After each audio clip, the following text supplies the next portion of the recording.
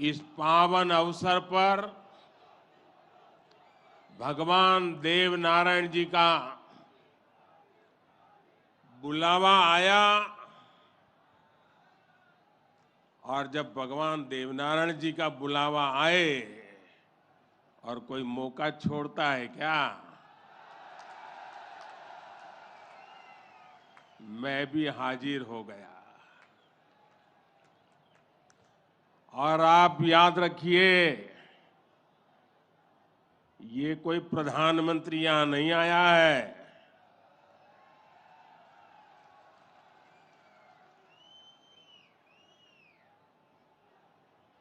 मैं पूरे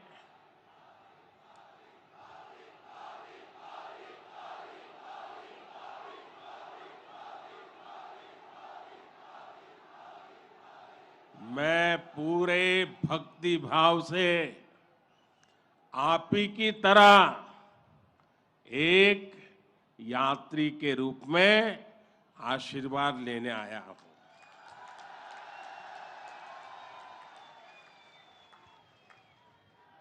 अभी मुझे यज्ञशाला में पूर्णाहुति देने का भी सौभाग्य मिला।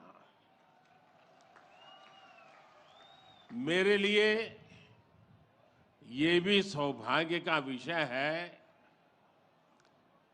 कि मुझ जैसे एक सामान्य व्यक्ति को आज आपके बीच आकर के भगवान देवनारायण जी का और उनके सभी भक्तों का आशीर्वाद प्राप्त करने का ये पुण्य प्राप्त हुआ है। भगवान देवनारायण और जनता जनार्दन दोनों के दर्शन करके मैं आज धन्य हो गया हूं।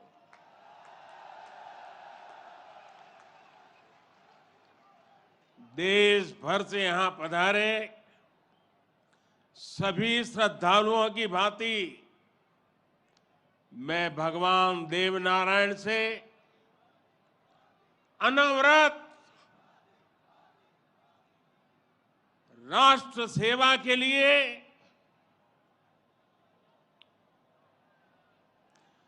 गरीबों के कल्याण के लिए आशीर्वाद मांगने आया हूं।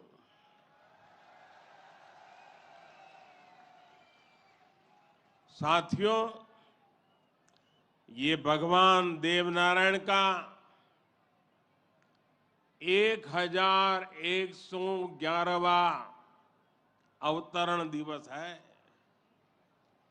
सप्ताह भर से यहां इससे जुड़े समारोह चल रहे हैं। जितना बड़ा ये अवसर है, उतनी ही भव्यता, उतनी दिव्यता, उतनी ही बड़ी भागीदारी गुर्जर समाज ने सुनिश्चित की है। इसके लिए मैं आप सभी को बधाई देता हूं। समाज के प्रत्येक व्यक्ति के प्रयास की सराहना करता हूं। भाइयों और बहनों, भारत के हम लोग हजारों वर्षों पुराने अपने इतिहास, अपनी सभ्यता, अपनी संस्कृति पर गर्व करते हैं। दुनिया की अनेक सभ्यताएं समय के साथ समाप्त हो गई। परिवर्तनों के साथ खुद को ढाल नहीं पाई। भारत को भी भौगोलिक, सांस्कृतिक, सामाजिक और वैचारिक रूप से तोड़ने के बहुत प्रयास हुए, लेकिन भारत को कोई भी ताकत समाप्त नहीं कर पाई। भारत सिर्फ एक भूभाग नहीं है, बल्कि हमारी सभ्यता की, संस्कृति की, सद्भावना की, संभावना की एक अभिव्यक्ति है। इसलिए आज भारत अपने वैभवशाली भविष्य की नींव रख रहा है और जानते हैं इसके पीछे सबसे बड़ी प्रेरणा, सबसे बड़ी शक्ति क्या है? किसकी शक्ति से, किसके आशीर्वाद से? भारत अटल है, अजर है, अमर है। मेरे प्यारे भाइयों और बहनों, ये शक्ति हमारे समाज की शक्ति है, देश के कोटि कोटि जनों की शक्ति है। भारत की हजारों वर्षों की यात्रा में समाज शक्ति की बहुत बड़ी भूमिका रही है। हमारा ये सौभाग्य रहा है कि हर महत्वपूर्ण काल में हमारे समाज के भीतर से ही एक ऐसी ऊर्जा निकलती है जिसका प्रकाश सबको दिशा दिखाता है, सबका कल्याण करता है। भगवान देवनारायण भी ऐसे ही ऊर्जा पुंज थे, अवतार थे, जिन्होंने अत्याचारियों से हमारे जीवन और हमारी संस्कृति की रक्षा की। देह रूप में मात्र 31 वर्ष की आयु बिताकर जनमानस में अमर हो जाना सर्वसिद्ध अवतार के लिए ही संभव है। उन्होंने समाज में फैली बुराइयों को दूर करने का साहस किया, समाज को एकजुट किया, समरसता के भाव को फैलाया। भगवान देवनारायण ने समाज के विभिन्न वर्गों को साथ जोड़कर आदर्श व्यवस्था कायम करने की दिशा में काम किया। यही कारण है कि भगवान देवनारायण के प्रति समाज के हर वर्ग में श्रद्धा है, आस्था है। इसलिए भगवान देवनारायण आज भी लोक जीवन में परिवार के मुखिया की तरह हैं। उनके साथ परिवार का सुख दुख बांटा जाता है। भाइयों और बहनों, भगवान देवनारायण ने हमेशा सेवा और जन कल्याण को सर्वोच्चता दी। यही सीख, यही प्रेरणा लेकर हर श्रद्धालु यहां से जाता है। जिस परिवार से वे आते थे, वहां उनके लिए कोई कमी नहीं थी, लेकिन सुख सुविधा के बजाय उन्होंने सेवा और जन कल्याण का कठिन मार्ग चुना। अपनी ऊर्जा का उपयोग भी उन्होंने प्राणी मात्र के कल्याण के लिए किया। भाइयों और बहनों, भला जी भला, देव भला।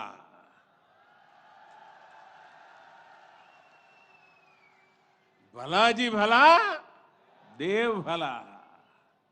इसी उद्घोष में भले की कामना है, कल्याण की कामना है। भगवान देवनारायण ने जो रास्ता दिखाया है वो सबके साथ से सबके विकास का है। आज देश इसी रास्ते पर चल रहा है। बीते 8-9 वर्षों से देश समाज के हर उस वर्ग को सशक्त करने का प्रयास कर रहा है जो उपेक्षित रहा है, वंचित रहा है। वंचितों को वरीयता, इस मंत्र को लेकर के हम चल रहे हैं। आप याद करिए, राशन मिलेगा या नहीं, कितना मिलेगा, ये गरीब की कितनी बड़ी चिंता होती थी। आज हर लाभार्थी को पूरा राशन मिल रहा है, मुफ्त मिल रहा है। अस्पताल में इलाज की चिंता को भी हमने आयुष्मान भारत योजना से दूर कर दिया है।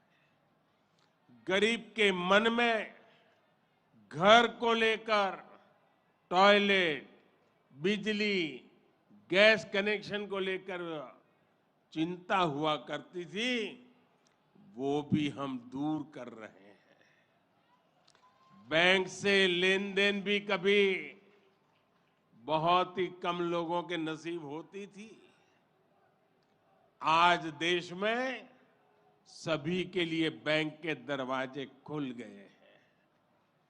साथियों, पानी का क्या महत्व होता है, ये राजस्थान से भला बेहतर कौन जान सकता है। लेकिन आजादी के अनेक दशकों बाद भी देश के सिर्फ 3 करोड़ परिवारों तक ही नल से जल की सुविधा थी। 16 करोड़ से ज्यादा ग्रामीण परिवारों को पानी के लिए संघर्ष करना पड़ता था। बीते 3.5 वर्षों के भीतर देश में जो प्रयास हुए हैं, उसकी वजह से अब 11 करोड़ से ज्यादा परिवारों तक पाइप से पानी पहुंच चुक लगा है।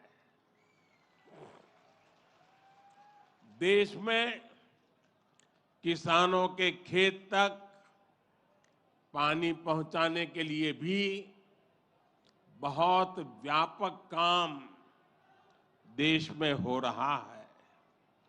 सिंचाई की पारंपरिक योजनाओं का विस्तार हो या फिर नई तकनीक के सिंचाई, किसान को आज हर संभव मदद दी जा रही है। छोटा किसान जो कभी सरकारी मदद के लिए तरसता था, उसे भी पहली बार पीएम किसान सम्मान निधि से सीधी मदद मिल रही है। यहां राजस्थान में भी किसानों को पीएम किसान सम्मान निधि के तहत 15,000 करोड़ रुपए से अधिक सीधे उनके बैंक खातों में भेजे गए हैं। साथियों, भगवान देवनारायण ने गौ सेवा को समाज सेवा का, समाज के सशक्तिकरण का माध्यम बनाया था। बीते कुछ वर्षों से देश में भी गौ सेवा का ये भाव निरंतर सशक्त हो रहा है। हमारे यहाँ पशुओं में खुर और मुंह की बीमारियां, खुरपका और मुंहपका कितनी बड़ी समस्या थी, ये आप अच्छी तरह जानते हैं। इससे हमारी गायों को, हमारे पशुधन को मुक्ति मिले, इसलिए देश में करोड़ों पशुओं के मुफ्त टीकाकरण का बहुत बड़ा अभियान चल रहा है। देश में पहली बार गौ कल्याण के लिए राष्ट्रीय कामधेनु आयोग बनाया गया है। राष्ट्रीय गोकुल मिशन से वैज्ञानिक तरीकों से पशुपालन को प्रोत्साहित करने पर बल दिया जा रहा है।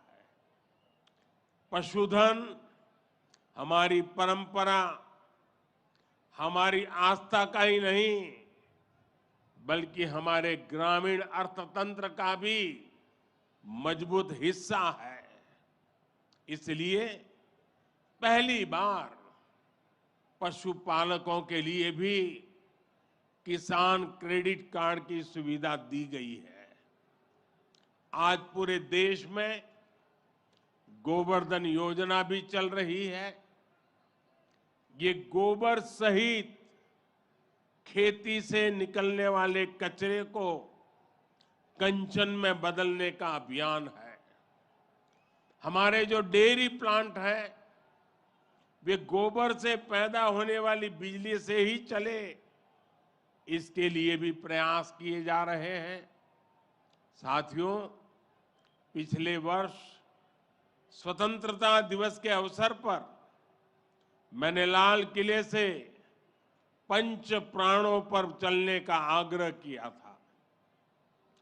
उद्देश्य यही है कि हम सभी अपनी विरासत पर गर्व करें, गुलामी की मानसिकता से बाहर निकले और देश के लिए अपने कर्तव्यों को याद रखें।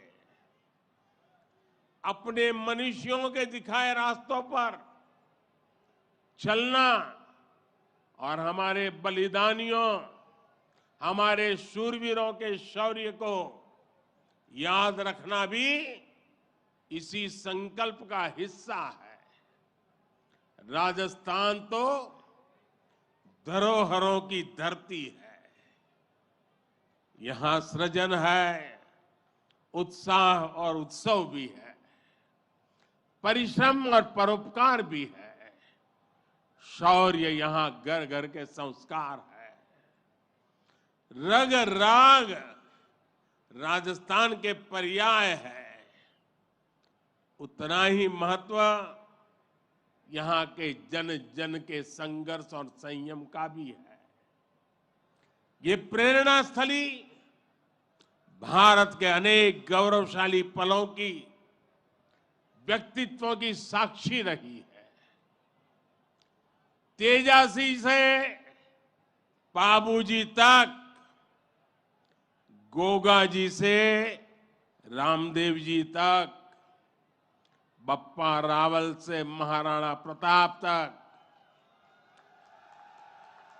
यहां के महापुरुषों, जननायकों, लोक देवताओं और समाज सुधारकों ने हमेशा देश को रास्ता दिखाया है। इतिहास का शायद ही कोई कालखंड है जिसमें इस मिट्टी ने राष्ट्र के लिए प्रेरणा न दी हो। इसमें भी गुर्जर समाज शौर्य, पराक्रम और देशभक्ति का पर्याय रहा है। राष्ट्र रक्षा हो या फिर संस्कृति की रक्षा, गुर्जर समाज ने हर कालखंड में प्रहरी की भूमिका निभाई है। क्रांतिवीर भूप सिंह गुर्जर, जिन्हें विजय सिंह पथिक के नाम से जाना जाता है, उनके नेतृत्व में बिजोलिया का किसान आंदोलन आजादी की लड़ाई में एक बड़ी प्रेरणा था। कोतवाल धन सिंह जी और जोगराज सिंह जी ऐसे अनेक योद्धा रहे हैं जिन्होंने देश के लिए अपना जीवन दे दिया। यही नहीं, राम प्यारी गुर्जर, पन्ना धाय जैसी नारी शक्ति की ऐसी महान प्रेरणाएं भी हमें हर पल प्रेरित करती है। ये दिखाता है कि गुर्जर समाज की बहनों ने, गुर्जर समाज की बेटियों ने कितना बड़ा योगदान देश और संस्कृति की सेवा में दिया है। और ये परंपरा आज भी निरंतर समृद्ध हो रही है। ये देश का दुर्भाग्य है कि ऐसे अनगिनत सेनानियों को हमारे इतिहास में वो स्थान नहीं मिल पाया जिसके वो हकदार थे, जो उन्हें मिलना चाहिए था। लेकिन आज का भारत, नया भारत, बीते दशकों में हुई उन भूलों को भी सुधार रहा है। अब भारत की संस्कृति और स्वतंत्रता की रक्षा के लिए भारत के विकास में जिसका भी योगदान रहा है, उसे सामने लाया जा रहा है। साथियों, आज ये भी बहुत जरूरी है कि हमारे गुर्जर समाज की जो नई पीढ़ी है, जो युवा है, वो भगवान देव नारायण के संदेशों को, उनकी शिक्षाओं को और मजबूती से आगे बढ़ाएं। ये गुर्जर समाज को भी सशक्त करेगा और देश को भी आगे बढ़ाने में इससे मदद मिलेगी। साथियों, 21वीं सदी का ये कालखंड भारत के विकास के लिए, राजस्थान के विकास के लिए बहुत अहम है। हमें एकजुट होकर देश के विकास के लिए काम करना है। आज पूरी दुनिया भारत की ओर बहुत उम्मीदों से देख रही है। भारत ने जिस तरह पूरी दुनिया को अपना सामर्थ्य दिखाया है, अपना दमखम दिखाया है, उसने शूरवीरों की इस धरती का भी गौरव बढ़ाया है। आज भारत दुनिया के हर बड़े मंच पर अपनी बात डंके की चोट पर कहता है। आज भारत दूसरे देशों पर अपनी निर्भरता कम कर रहा है। इसलिए ऐसी हर बात जो हम देशवासियों की एकता के खिलाफ है, उससे हमें दूर रहना है।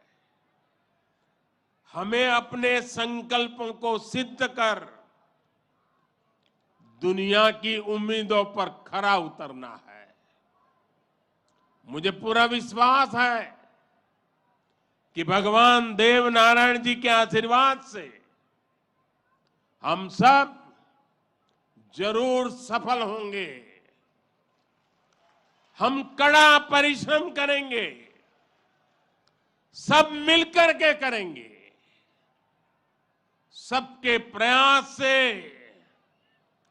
सिद्धि प्राप्त होके रहेगी। और ये भी देखिए कैसा संयोग है, भगवान देवनारायण जी का 1111वां अवतरण वर्ष। उसी समय भारत की G20 की अध्यक्षता,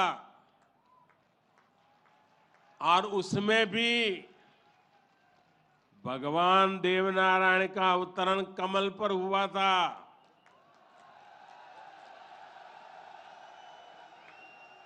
और G20 का जो लोगो है उसमें भी कमल के ऊपर पूरी पृथ्वी को बिठाया है। ये भी बड़ा संयोग है। और हम तो वो लोग हैं जो पैदाइशी कमल के साथ हुई है।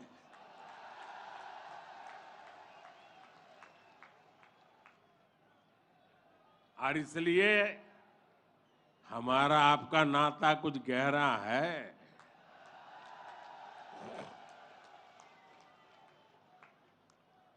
लेकिन मैं पूज्य संतों को प्रणाम करता हूं। इतनी बड़ी तादाद में यहां आशीर्वाद देने आए हैं। मैं समाज का भी हृदय से आभार व्यक्त करता हूं कि एक भक्त के रूप में मुझे आज यहां बुलाया, भक्ति भाव से बुलाया। ये सरकारी कार्यक्रम नहीं है। पूरी तरह समाज की शक्ति, समाज की भक्ति, उसी ने मुझे प्रेरित किया और मैं आपके बीच पहुंच गया। मेरी आप सबको अनेक अनेक शुभकामनाएं हैं। जय देव दरबार, जय देव दरबार, जय देव दरबार।